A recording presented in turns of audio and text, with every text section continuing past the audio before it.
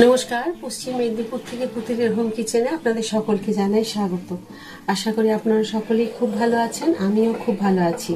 আজকে আপনাদের দেখাবো আটা ময়দা দিয়ে কিভাবে গুড়ের গাঠি তৈরি হয়। তো সেটা আপনাদের দেখাবো, আর খেতে কিন্তু খুব সুন্দর হয়। এটা যখনই আমি তৈরি করব আপনারা দেখতে বুঝতেই পারবেন যে এগুলো কোথা থেকে পাওয়া যায়, কোন জায়গা থেকে কেনা যায়, সহজে পাওয়া যায় কিনা, সব কিছুই বুঝতে পারবেন। তবে শেষ পর্যন্ত ভিডিওটা দেখার জন্য আপনাদেরকে অনুরোধ রইল, দেখবেন শেষ পর্যন্ত ভিডিওটা, আর আমি কিভাবে তৈরি করছি ঠিক সেইভাবে বাড়িতে তৈরি করে নেবেন।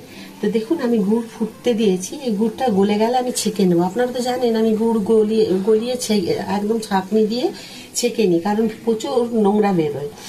আর 1.5 বাটি আটা 1 বাটি ময়দা নিয়েছি, ময়দা কম দিয়েছি। আপনারা চাইলে এটা পুরোটাই ময়দা দিয়ে করতে পারেন বা পুরোটাই আটা দিয়ে করতে পারেন।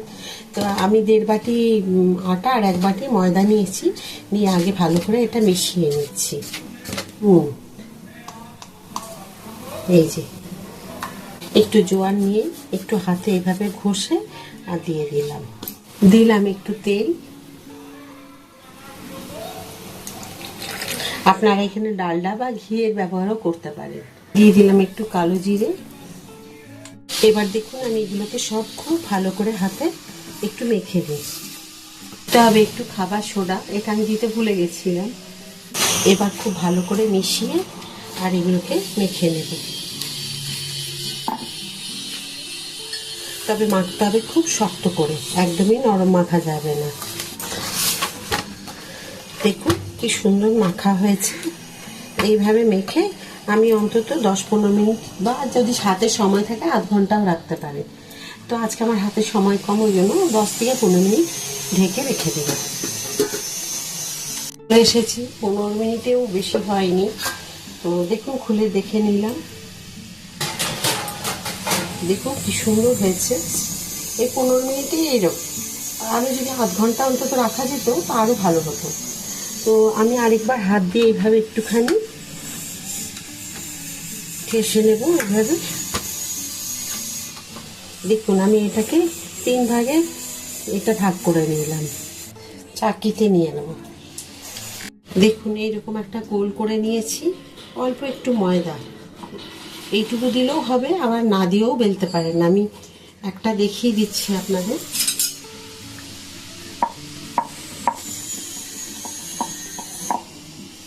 দেখুন আমি এরকম গোল করে বেলে নিয়েছি। এবারে এগুলোকে, আর মোটাটা কীরকম আছে দেখুন, এইরকম মোটা রাখবেন। এবার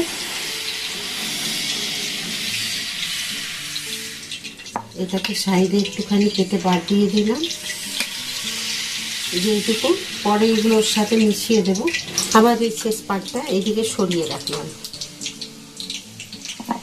ঠিক এইরকমই, যেমন এটা ধরুন দুটো হলে ভালো লাগবে, আমি দুটো করে নিলাম। এটারও দুটো হলে ভালো লাগবে। দেখুন মোটাগুলো কীরকম আছে, এইরকম। এটা 3টে করে দিচ্ছি। ঠিক সেমভাবেই এই 3 ভাগ করে দিলাম বাকি সবগুলোর। আর এইগুলোর একটুখানি লেজ মতো এরকম কেটে বাদ দিয়ে দিলাম, হাতে নিয়ে নিলাম। আচ্ছা, একদম হাই ফ্লেমে তেলটাকে গরম করে নিয়েছি। এবারে কিন্তু আমি এটাকে একদম লো করে দিলাম, করে দিয়ে আমি এগুলোকে সব ছেড়ে দেবো।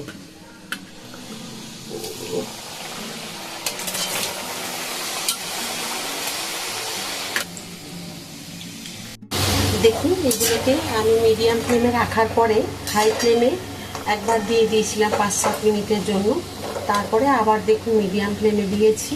তো খুব সুন্দর দেখুন লাল হয়ে গেছে, হালকা ব্রাউন কালার হয়েছে।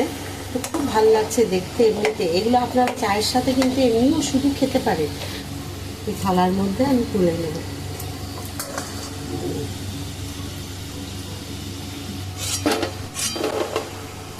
শুধু চায়ের সাথে খেলে আপনারা একটু লঙ্কা গুঁড়ো ব্যবহারও করতে পারেন, যদি ঝাল খেতে পছন্দ করেন। আর একটু মিষ্টি চিনির গুঁড়ো, তাহলে কিন্তু টক ঝাল নুন মিষ্টি সব কিছু, একটু টক না মানে নুন ঝাল মিষ্টি সব কিছু ভালো লাগবে।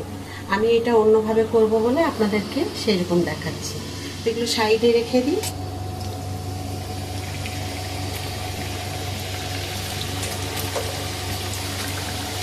এটা ভাজতেই যেটুকু সময় লাগে, তা নাহলে কিন্তু এটা যে কাটার কাজ বা হয়তো মাখা এগুলো খুব একটা বেশি সময় লাগে না। গুড় বা চিনি দিয়েও আপনারা করতে পারেন। গুড়টা তবুও স্বাস্থ্যের জন্য ক্ষতিকর অতটা নয়, চিনিটা স্বাস্থ্যের জন্য ক্ষতিকারক, সে কারণে আমরা চিনিটা খুব অ্যাভয়েড করি। গুড় দিয়েই করছি। গুড় দিয়ে আমি যেভাবে করছি আপনারা ওইভাবে চাইলে চিনি দিয়ে করতে পারেন। আর একবার হলে হয়ে যাবে। 3টে লেচি, 2টো লেচি ভাজা হয়ে গেছে এখানে দেখুন, আর একটা দিয়েছি ভাজতে। তো কতটা খাস্তা উঁচু উঁচু হয়েছে সেটাই আপনাদের দেখাচ্ছি। দেখুন, এই দেখুন ভীষণ খাস্তা মুচমুচে, এই দেখুন দেখুন কি সুন্দর হয়েছে, মুচমুচ করছে একবারে। দেখুন আমি একটুখানি সরিয়ে রাখলাম, কারণ আমার ছেলে আবার না সবসময় মিষ্টি জিনিসটা অত খেতে ভালোবাসে না। তো আমি এটুকু সরিয়ে রাখলাম, একটু খাবে ও মিষ্টি, আর এইটুকু রাখলাম ওর যখন মন হবে ও নিয়ে খেতে পারবে। এটা কৌটোতে রেখে দিলাম।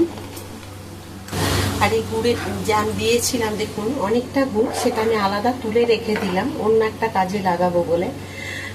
অন্য রান্না আছে একটা, তো সেটা পরে না হয় দেখাবো আপনাদের। এখন দেখুন এইটুকুই প্রয়োজন। আমি যে গুড় আর ময়দা তো আমি নিয়েছিলাম 500, তো 500-র জন্য দেখুন এইটুকু গুড় হলেই হবে। এইটুকু গুড় বলতে ধরুন এটা 150 গ্রাম গুড় আছে। আর এইভাবে মোটাভাবে আঠা, বুঝতে পারছেন যে কীরকম হয়েছে আঠালো, এই যে দেখুন এইরকম মোটা হয়ে পড়বে। দেখুন আবার দেখিয়ে দিচ্ছি, খুব চিটচিটে হবে কিন্তু, হাতাটা দেখলেই বুঝতে পারছেন। এবার আমি এগুলোকে এখন দিয়ে দেব এর মধ্যে। এগুলো দেখেছেন? এবারে আপনাদের বলি, এগুলো আপনারা আশা করি মেলাতে দেখেছেন আপনারা, কারণ মেলাতে এগুলো খুব পাওয়া যায়। দেখবেন একদম চুল করে সাজিয়ে রাখে গজা, খাস্তা গজা, তারপরে নিমকি, তারপর হচ্ছে বাদাম দিয়ে ঝুড়ি ভাজা, আর এই যে গাঠিয়া গুড়ের আর চিনির দুটোরই পাওয়া যায়। তো আপনাদের প্রথমেই আমি বললাম আপনাদের যেটা ভালো লাগে, যদি গুড় দিয়ে ভালো লাগে গুড় দিয়ে খাবেন, আর যদি আপনাদের চিনি দিয়ে ভালো লাগে চিনি দিয়ে খাবেন। তবে আমি বলবো স্বাস্থ্যর জন্য গুড়টাই ব্যবহার করুন। যারা পছন্দ করেন না গুড়, তারা চিনি দিয়ে করুন, দেখতে হয়তো ভালো হবে। তো যাই হোক, যেটা আপনার মন চাইবে সেটা করবেন। আর আমার গুড়ের পরিমাণটা আশা করি আপনারা বুঝতে পারলেন। 500 আমি আটা আর ময়দা বলে নিয়েছিলাম, আবার বলে দিই 1.5 বাটি নিয়েছিলাম আমি আটা, 1 বাটি নিয়েছিলাম ময়দা। তো 500 গ্রাম তাতে ওজনের হিসাবে হয়, তো সেটা আমি দিয়েছিলাম। আর দিয়েছি কালো জিরে, জোয়ান, নুন, খাবার সোডা, তেল দিয়ে খুব ভালো করে মেখে নিয়েছি মাখাটা, সেটাও আপনারা দেখেছেন। তো এবার আমি দিয়েছি যে গুড় এত আমি গরম করেছিলাম, আপনারা ভাববেন এত গুড়, তা নয়। আমি দিয়েছি 150 গ্রাম মতো। এটা যখন দেখবেন একদম শুকিয়ে যাবে, তো দেখুন কি সুন্দর হয়ে গেল, একদম পুরো মাখা মাখা।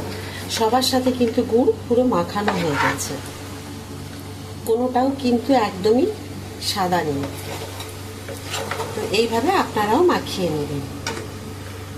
এই যে দেখছেন গুড় লেগে আছে সাইডে, এগুলো কিন্তু সব শুকিয়ে যাবে। তবে এটাকে আমি এখন হাওয়াতে রেখে দেব মোটামুটি আধ ঘন্টার জন্য। আধ ঘন্টার মতো এটা সব শুকিয়ে যায়, তারপর আবার আপনাদের আমি দেখাবো। তো অবশ্যই কিন্তু একবার এইভাবে তৈরি করে খাবেন, আর কেমন হয়েছে কিন্তু আমার কমেন্ট করে জানাবেন। দেখুন আমার সব রেডি হয়ে গেছে, গুড় দিয়ে মাখিয়ে রেখেছিলাম, কি সুন্দর হয়েছে দেখুন। তবে গুড়গুলো আর একটু একটু শুকিয়ে যাবে, গায়ে একদম লেগে থাকবে। এখন একটুখানি আমি রেখে দেবো ফ্রিজে, তাহলে ঠিক হয়ে যাবে, পুরো সেট হয়ে যাবে। তো এইভাবে আপনারা করে নেবেন গুড় গাঠি, বা যেরকমভাবে আমি করলাম। যেমন দেখুন এইটা কি সুন্দর শুকিয়ে গেছে, দেখছেন? এই যে এটা এইরকমভাবে সব শুকিয়ে যাবে, আর খুব ভালো লাগবে খেতে। দেখুন খেতে একদম মুচমুচ করছে। তো এইরকমভাবে তৈরি করে নেবেন, বাড়িতে রেখে দেবেন, মাঝে মধ্যে যখনই মনে হবে বের করে খেতে পারবেন, এটাও ভালো লাগবে। বা এইরকম করে রাখতে পারেন। এগুলো অনেকটাই খেয়ে নিয়েছে, অনেকটাই আমি তুলে রেখেছিলাম। এটাও চা দিয়ে ভালো লাগবে।